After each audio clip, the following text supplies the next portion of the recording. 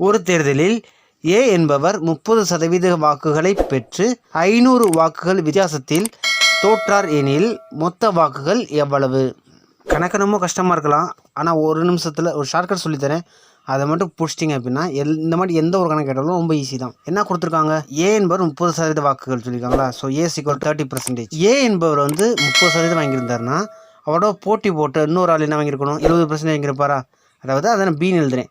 So B = 70%. 500 வாக்குகள் வித்தியாசத்தை தோற்றார். இங்கே நல்லா கவனிங்க, தோற்றார்னு சொல்லியிருக்காங்களா? ஸோ அப்போனா 70லேருந்து 30 மைனஸ் பண்ணால் எவ்வளோ ஒரு 40 வருமா?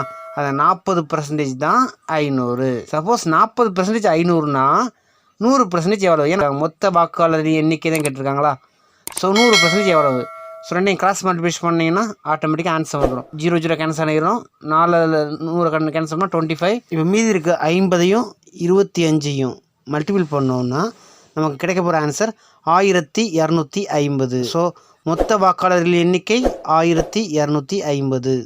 இது போன்ற வீடியோவை தொடர்ந்து பெற லைக் பண்ணுங்க, கமெண்ட் பண்ணுங்க, ஷேர் பண்ணுங்க.